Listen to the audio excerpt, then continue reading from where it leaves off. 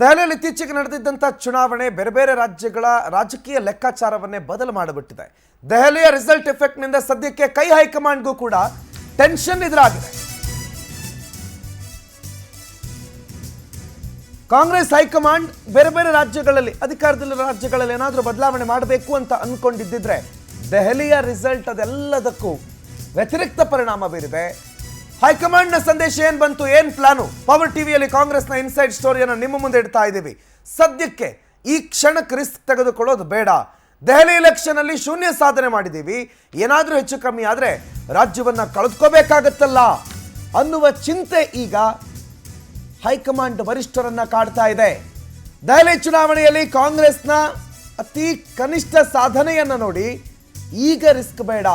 ಉಚಿತ ಘೋಷಣೆ ಪ್ರಚಾರ ಎಲ್ಲ ಮಾಡಿದ್ರು, ಆದರೂ ಕೂಡ ಆಮ್ ಆದ್ಮಿ ಗೆಲ್ಲೋದಕ್ಕಾಗಲೇ ಇಲ್ಲ.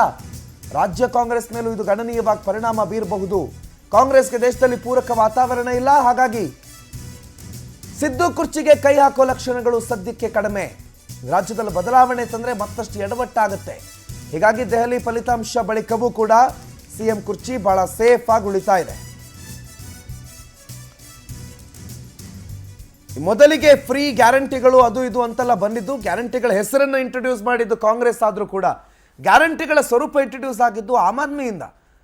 ದೆಹಲಿಯಲ್ಲಿ ಮಹಿಳೆಯರಿಗೆ ಉಚಿತ ಬಸ್ ಪ್ರಯಾಣ, 200 ಯೂನಿಟ್ ಉಚಿತ ವಿದ್ಯುತ್, ಉಚಿತ ಆರೋಗ್ಯ, ಉಚಿತ ಶಿಕ್ಷಣ, ಎಲ್ಲ ಉಚಿತಗಳನ್ನು ಮೊದಲಿಗೆ ರಾಜ್ಯಕ್ಕೆ ಅಥವಾ ಮೊದಲು ಜನರಿಗೆ ಕೊಟ್ಟಿದ್ದಂಥದ್ದು ಅರವಿಂದ್ ಕೇಜ್ರಿವಾಲ್. ಅಷ್ಟೆಲ್ಲ ಕೊಟ್ಟು ಉಚಿತಗಳ ಸರ್ದಾರ ಅಂತ ಅನ್ನಿಸ್ಕೊಂಡಿರುವ ಕೇಜ್ರಿವಾಲೇ ಈ ಲೆವೆಲ್ಗೆ ಹೀನಾಯವಾಗಿ ಸೋತಿರೋ ಸಂದರ್ಭದಲ್ಲಿ ಕರ್ನಾಟಕದ ಗ್ಯಾರಂಟಿ ಸ್ಕೀಮ್ಗಳು ನಮ್ಮನ್ನು ಗೆಲ್ಲಿಸುತ್ತೆ ಅನ್ನೋ ಲೆಕ್ಕಾಚಾರದಲ್ಲಿ ಇದ್ದರೆ ಅದು ತಪ್ಪಾಗುತ್ತೆ. ಅಥವಾ ಗೆಲ್ಲಿಸುತ್ತೆ ಸೋಲಿಸುತ್ತೆ ಅನ್ನೋದಕ್ಕಿಂತ ಸದ್ಯಕ್ಕೆ ಯಾಕೆ ಜೇನುಗೂಡು ಕೈ ಹಾಕೋಣ ಅನ್ನೋ ಒಂದು ಲೆಕ್ಕಾಚಾರ ಹೈಕಮಾಂಡ್ ತಲೆಯಲ್ಲಿದೆ. ಕರ್ನಾಟಕದತ್ತ ಫೋಕಸ್ ಮಾಡಿದ್ದಾರೆ ಕಾಂಗ್ರೆಸ್ ನಾಯಕರು.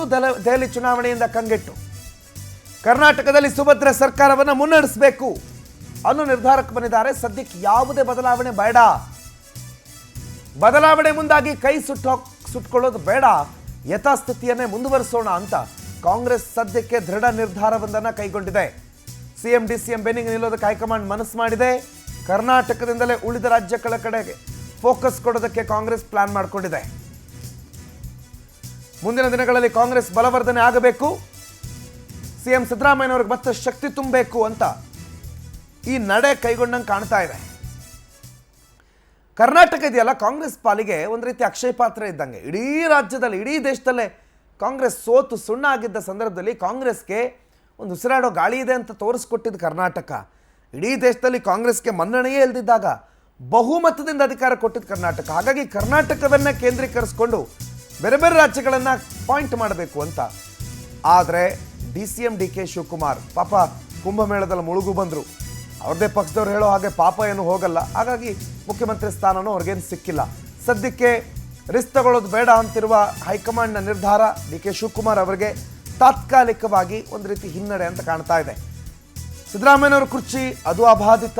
CM DCM ಮೂಲಕ ಬೇರೆ ರಾಜ್ಯಗಳಲ್ಲಿ ನಾಯಕತ್ವ ಬಲವರ್ಧನೆ ಮಾಡುವ ಪ್ಲಾನಲ್ಲಿರೋದ್ರಿಂದ ಸಂಘಟನಾತ್ಮಕ ದೃಷ್ಟಿಯಿಂದ DK ಶಿವಕುಮಾರ್ ಕೂಡ ಇದಕ್ಕೆ ಒಪ್ಪಿಕೋತಾರೆ. DK ಶಿವಕುಮಾರ್ ಏನಿಲ್ಲ, ನನಗೆ CM ಆಗಲೇಬೇಕು, ನೀವು ಮಾತು ಕೊಟ್ಟಿದ್ದೀರಿ, ನಾನು ಮಾಡಲೇಬೇಕು, ಆ ಥರದ ವ್ಯಕ್ತಿ ಅಥವಾ ವ್ಯಕ್ತಿತ್ವ ಅಲ್ಲ. ಕಾಂಗ್ರೆಸ್ಸು ಅಥವಾ ಅದನ್ನು ಕಟ್ಟೋದಕ್ಕೆ ಬೆಳೆಸೋದಕ್ಕೆ ಏನಾದರೂ ಇಂಥ ನಿರ್ಧಾರ ಅಂತಂದಾಗ DCM DK ಶಿವಕುಮಾರ್ ಕೂಡ ಅದಕ್ಕೆ ಬದ್ಧರಾಗಿ ನಿಲ್ಲುವ ಸೂಚನೆಗಳಂತೂ ಇದ್ದೇ ಇದೆ. ಆದರೆ CM ಕುರ್ಚಿ ಮಾತ್ರ ಸದ್ಯಕ್ಕಂತೂ ಸೇಫು. ಏನೋ ಪ್ಲ್ಯಾನ್ ಮಾಡಿದ್ರು, ಏನೇನೋ ಮಾಡಿದ್ರು, ವಿಪಕ್ಷಗಳು ಹಾಗೆ ಮಾಡ್ತಿದ್ದಾವೆ ಹೀಗೆ ಮಾಡ್ತಿದ್ದಾವೆ ಅನ್ನೋ ಆರೋಪ, ಆ ನಡುವೆ ಎಲ್ಲ ರಿಸಲ್ಟ್ಗಳು ಈಗ ವ್ಯತಿರಿಕ್ತ ಪರಿಣಾಮವನ್ನು ಕೊಟ್ಟಿರೋದ್ರಿಂದ ಮುಖ್ಯಮಂತ್ರಿಗಳಿಗೆ ಸದ್ಯಕ್ಕೆ ಯಾವುದೇ ಗೊತ್ತಿಲ್ಲ. ಮುಖ್ಯಮಂತ್ರಿಗಳನ್ನು ಸದ್ಯ ಏನಾದರೂ ಸ್ಥಾನದಿಂದ ಎಬ್ಸಿದ್ರೆ ಇರೋ ಒಂದು ರಾಜ್ಯನೂ ಕಳ್ಕೊಂಡು ಬಿಟ್ರೆ ಅನ್ನುವಂಥ ಆತಂಕ ಖಂಡಿತ ಅವರಿಗಿದೆ. ರೂಪೇಶ್ ಈ ಬಗ್ಗೆ ಮಾಹಿತಿಯನ್ನು ಕೊಡ್ತಾರೆ, ನೇರ ಸಂಪರ್ಕದಲ್ಲಿ ಜಾಯ್ನ್ ಆಗಿದ್ದಾರೆ. ರೂಪೇಶ್, ನಾನು ಆಗಲೇ ಹೇಳಿದಾಗ ಇರೋದೊಂದು 2 ರಾಜ್ಯ, ಸುಮ್ಮನೆ ಯಾಕೆ ಕೈ ಹಾಕಿ, ಯಾಕೆ ಜೇನುಗೂಡು ಕೈ ಹಾಕಿದಂಗೆ ಆಗುತ್ತೆ? ಬೇಡ, ಸದ್ಯಕ್ಕೆ ಏನು ನಡೀತಾ ಇದೆಯೋ ಲೆಟ್ ಇಟ್ ಗೋ ಅನ್ನೋ ರೀತಿಯಲ್ಲಿ ಹೈಕಮಾಂಡ್ ನಿರ್ಧಾರನ, ಅಥವಾ ಹೈಕಮಾಂಡ್ನ ಯಾವ್ಯಾವ ನಿರ್ಧಾರಗಳು ಯಾವ್ಯಾವ ಉದ್ದೇಶದಿಂದ ಕೈಗೊಳ್ಳಲಾಗ್ತಾ ಇದೆ? ಕಾಂಗ್ರೆಸ್ನಲ್ಲಿ ಏನಾಗ್ತಿದೆ ರೂಪೇಶ್? ಪ್ರಣೋತ್, ಪ್ರತಿ ಚುನಾವಣೆಯಲ್ಲೂ ಕೂಡ ಯಾಕಂತ ಹೇಳಿದ್ರೆ ಒಂದಿಷ್ಟು ಚುನಾವಣೆ ಪೂರ್ವದಲ್ಲಿ ಒಂದು ಆಡಳಿತ ನಡೆಸುವಾಗ ಒಂದಿಷ್ಟು ರಾಜಕೀಯ ಲೆಕ್ಕಾಚಾರಗಳಾಗುತ್ತೆ, ಸಮಾವೇಶಗಳಾಗುತ್ತೆ, ಬಹಿರಂಗ ಪ್ರಚಾರ ಆಗುತ್ತೆ, ಅದಾನಂತರ ಉತ್ತಮವಾಗಿರ್ತಕ್ಕಂಥ ಆಡಳಿತ ಅಥವಾ ಭ್ರಷ್ಟಾಚಾರದ ಆಡಳಿತ ಇರುತ್ತೆ, ಎಲ್ಲವೂ ಇರುತ್ತೆ. ಆದರೆ ಅದನ್ನು ಅಳೆಯುವ ಮಾನದಂಡ ಅಂತ ಹೇಳಿದ್ರೆ ಚುನಾವಣೆ ಎಲ್ಲವೂ ಕೂಡ ಒಂದು ಅದೆಲ್ಲದರ ಫಲಿತಾಂಶ ಅಂತೇಳಿ ಚುನಾವಣೆ ಆಗುತ್ತೆ. ಚುನಾವಣೆ ಆದ್ಮೇಲೆ ಚುನಾವಣಾ ಫಲಿತಾಂಶ ಬಂದ್ಮೇಲೆ ರಾಜಕೀಯವಾಗಿ ಒಂದು ಸುಧಾರಣೆಗಳಾಗುತ್ತೆ. ಇಲ್ಲಿ ದೆಹಲಿಯಲ್ಲಿ ಕೂಡ ಆಗಿದ್ದ ಹಾಗೆ ಆಮ್ ಆದ್ಮಿ ಪಕ್ಷ ಗ್ಯಾರಂಟಿನ ಕೊಟ್ಟು ಸೋಲ್ತು. ಅದಾದ ಬಳಿಕ ಇಲ್ಲಿ ಕಾಂಗ್ರೆಸ್ ಸ್ಥಿತಿಗತಿ ಏನು ಅಂತ ಹೇಳಿದ್ರೆ ರಾಷ್ಟ್ರೀಯ ರಾಜಧಾನಿಯಲ್ಲಿ ಕಾಂಗ್ರೆಸ್ಗೆ ಒಂದೇ ಒಂದು ಸೀಟ್ ಗೆಲ್ಲಿಕ್ ಆಗಿಲ್ಲ. ಯಾಕಂತಂದ್ರೆ ರಾಹುಲ್ ಗಾಂಧಿ ಅವರು, ಮಲ್ಲಿಕಾರ್ಜುನ್ ಖರ್ಗೆ ಅವ್ರನ್ನ ಸೇರುತ್ತೆ ಹಲವಾರು ನಾಯಕರು ಸ್ಟಾರ್ ಪ್ರಚಾರಕರನ್ನ ಮಾಡಿದ್ರು, ಗ್ಯಾರಂಟಿ ಘೋಷಣೆ ಮಾಡಿದ್ರು. ಆದರೆ ರಾಷ್ಟ್ರ ರಾಜಧಾನಿಯಲ್ಲೂ ಕೂಡ ಯಾಕಂದ್ರೆ ಕಾಂಗ್ರೆಸ್ನ ಕೇಂದ್ರ ಕಚೇರಿ ಇರತಕ್ಕಂಥ ಸ್ಥಳ, ಅಲ್ಲಿ ಕಾಂಗ್ರೆಸ್ ಒಂದು ಸ್ಥಾನವನ್ನು ಕೂಡ ಗೆಲ್ಲಿಕ್ಕೆ ಸಾಧ್ಯ ಆಗಿಲ್ಲ ಅಂತ ಹೇಳಿದ್ರೆ ಅತ್ಯಂತ ಕನಿಷ್ಠ, ಇದಕ್ಕಿಂತ ಕನಿಷ್ಠವಾಗಿರ್ತಕ್ಕಂಥ ಪರ್ಫಾರ್ಮೆನ್ಸ್ ಅನ್ನ ಕಾಂಗ್ರೆಸ್ ಅಲ್ಲಿ ತೋರ್ಲಿಕ್ಕೆ ಸಾಧ್ಯವೇ ಇಲ್ಲ ಅನ್ನೋ ಮಟ್ಟಿಗೆ ಅಷ್ಟು ಕಡಿಮೆ ಫಲಿತಾಂಶ ದೆಹಲಿಯಲ್ಲಿ ಬಂದಿದೆ. ಹೀಗಾಗಿ ಕಳೆದ 1 ವರ್ಷಗಳಿಂದ ಚುನಾವಣೆಗಳು ನೋಡೋದಾದ್ರೆ ಕಾಂಗ್ರೆಸ್ಗೆ ಎಷ್ಟು ಮಟ್ಟಿಗೆ ಅದೆಲ್ಲ ಪ್ಲಸ್ ಆಗಿದೆ ಅಥವಾ ಕಾಂಗ್ರೆಸ್ಗೆ ಎಷ್ಟು ಮಟ್ಟಿಗೆ ಇದೆಲ್ಲವೂ ಕೂಡ ಕೈ ಹಿಡಿತ ಅಂತ ಹೇಳಿದ್ರೆ ಕಾಂಗ್ರೆಸ್ಗೆ ಅತ್ಯಂತ ದೊಡ್ಡ ಪ್ರಮಾಣದಲ್ಲಿ ಕೈ ಹಿಡಿತಾ ಇಲ್ಲ. ಹೀಗಾಗಿ ಕಾಂಗ್ರೆಸ್ ಆಡಳಿತ ಮಾಡ್ತಕ್ಕಂಥ ದೊಡ್ಡ ರಾಜ್ಯಗಳಲ್ಲಿ ಒಂದಂತ ರಾಜ್ಯದಲ್ಲಿ ಕರ್ನಾಟಕದಲ್ಲೂ ಕೂಡ ಯಾವುದೇ ರೀತಿಯಾಗಿರ್ತಕ್ಕಂಥ ಇಲ್ಲಿ ಅತಿ ಹೆಚ್ಚು ದೆಹಲಿ ಚುನಾವಣೆ ಕರ್ನಾಟಕದ ಮೇಲೆ ಪ್ರಭಾವ ಬೀರುತ್ತೆ. ಕಾರಣ ಇಷ್ಟೇ, ದೆಹಲಿಯಲ್ಲಿ ಚುನಾವಣೆಯಲ್ಲಿ ಸೋತಿದ್ದಾಗ ಹೈಕಮಾಂಡ್ ಕೂಡ ಕರ್ನಾಟಕದನ್ನ ಕೇಂದ್ರೀಕರಿಸ್ತಾ ಇದೆ. ಯಾಕಂತ ಹೇಳಿದ್ರೆ ಯಾವುದೇ ರೀತಿಯಾಗಿ ರಿಸ್ಕ್ ತೆಗೆದುಕೊಳ್ಬಾರ್ದು. ಕರ್ನಾಟಕದಲ್ಲಿ ಒಂದಿಷ್ಟು ಹೈಕಮಾಂಡ್ ಸ್ಟ್ರಾಂಗ್ ಆಗಿದ್ದಾಗ ಯಾವ ರೀತಿಯಾಗಿ ನಿರ್ಧಾರಗಳು ಕಾಂಗ್ರೆಸ್ನಲ್ಲಿ ಆಗಿದೆ ಅಂತೇಳಿ ನೋಡಿದ್ದೀವಿ. ಏರ್ಪೋರ್ಟ್ನಲ್ಲಿ ಸಿಎಂ ಬದಲಾವಣೆ, ಏರ್ಪೋರ್ಟ್ಗೆ ಬರ್ತಾರೆ, ಒಂದು ಚೀಟಿ ಕೊಡ್ತಾರೆ, ಈ ಚೀಟಿ ತೆಗೆದುಕೊಂಡು ನೋಡಿ ಇವ್ರನ್ನ ಸಿಎಂ ಬದಲಾವಣೆ ಮಾಡಬೇಡಿ, ಇವ್ರನ್ನ ಸಿಎಂ ಮಾಡಿ ಅಂತ ಹೇಳಿದ್ ಕೂಡ ಉದಾಹರಣೆಗಳಿದೆ. ಆವಾಗ ಕಾಂಗ್ರೆಸ್ ಲೋಕಸಭೆಯಲ್ಲೂ ಕೂಡ ಉತ್ತಮವಾಗಿರ್ತಕ್ಕಂಥ ಸ್ಥಾನದಲ್ಲಿತ್ತು, 300-350 ಸ್ಥಾನವನ್ನು ಗೆಲ್ತಾ ಇತ್ತು. ಅದೇ ರೀತಿಯಾಗಿ ಹಲವಾರು ರಾಜ್ಯಗಳಲ್ಲಿ 20ಕ್ಕೂ ಹೆಚ್ಚು ರಾಜ್ಯಗಳು ಅಧಿಕಾರದಲ್ಲಿತ್ತು. ಆ ಸಂದರ್ಭದಲ್ಲಿ ಆ ರೀತಿಯಾಗಿ ಆಗ್ತಾ ಇತ್ತು. ಆದ್ರೆ ಈಗ ಸದ್ಯಕ್ಕೆ ರಾಜ್ಯದಲ್ಲಿ ಚರ್ಚೆ ನಡೀತಕ್ಕಂಥದ್ದು ಡಿ ಕೆ ಶಿವಕುಮಾರ್ನ ಸಿಎಂ ಮಾಡಬೇಕು, ಸಿದ್ದರಾಮಯ್ಯ ಇಳಿಸಬೇಕು ಅನ್ನೋ ಚರ್ಚೆಗಳಿದೆ. ಹೀಗಾಗಿ ಎಲ್ಲ ಚರ್ಚೆಗಳಿಗೂ ಕೂಡ ಸ್ಟಾಪ್ ಆಗಿದೆ.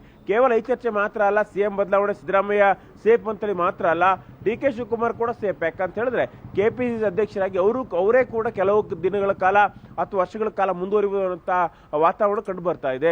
ಯಾಕಂತ ಹೇಳಿದ್ರೆ ಹೈಕಮಾಂಡ್ ಯಾವುದೇ ರೀತಿಯಾಗಿರ್ತಕ್ಕಂಥ ರಿಸ್ಕ್ ತೆಗೆದುಕೊಳ್ಳಿಕ್ಕೆ ಹೋಗೋದಿಲ್ಲ. ರಿಸ್ಕ್ ತೆಗೆದುಕೊಳ್ಳೋದಾದ್ರೆ ಗ್ಯಾರಂಟಿ ವಿಚಾರದಲ್ಲಿ ರಿಸ್ಕ್ ತೆಗೆದುಕೊಳ್ತಾ ಇತ್ತು. ಸಾಕಷ್ಟು ಆಕ್ಷೇಪಗಳು ಬಂತು, ಗ್ಯಾರಂಟಿ ಪರಿಷ್ಕರಣೆ ಮಾಡಿ ಅಭಿವೃದ್ಧಿ ಆಗ್ತಾ ಇಲ್ಲ ಅಂತ ಬಂತು. ಆವಾಗ ಮಲ್ಲಿಕಾರ್ಜುನ್ ಖರ್ಗೆ ಹೇಳಿದ್ರು, ಇವೆಲ್ಲ ಯಾಕೆ ಗೊಂದಲದ ಹೇಳಿಕೆ ಕೊಡ್ತಾ ಇದ್ದೀರಿ, ಈ ಎಲ್ಲವೂ ಕೂಡ ರಾಷ್ಟ್ರ ಮಟ್ಟದಲ್ಲಿ ಸಮಸ್ಯೆಗಳಾಗತ್ತೆ, ಹೀಗೆ ಗ್ಯಾರಂಟಿ ಕೊಡ್ತಾ ಇದೀವಿ, ಮುಂದೇನು ಕೂಡ ಕೊಡ್ತೀವಿ ಅಷ್ಟೇ ಅಂತ ಹೇಳಿದ್ರು. ಹೀಗಾಗಿ ಗ್ಯಾರಂಟಿಯನ್ನು ಇಷ್ಟು ಗಂಭೀರವಾಗಿ ಪರಿಗಣಿಸ್ತೀವಿ ಅಂತ ಹೇಳಿದ್ರೆ ಕಾಂಗ್ರೆಸ್ ರಾಜ್ಯದಲ್ಲಿ ತಮ್ಮ ಬೇರನ್ನ ಗಟ್ಟಿ ಮಾಡ್ಕೊಳ್ಬೇಕು. ಹೀಗಾಗಿ ಇಲ್ಲಿ ಸಿಎಂ ಸಿದ್ದರಾಮಯ್ಯ ಡಿಸ್ಟರ್ಬ್ ಮಾಡಿದ್ರೆ ಮತ್ತಷ್ಟು ಸಮಸ್ಯೆಗಳು ಶುರು ಆಗುತ್ತೆ.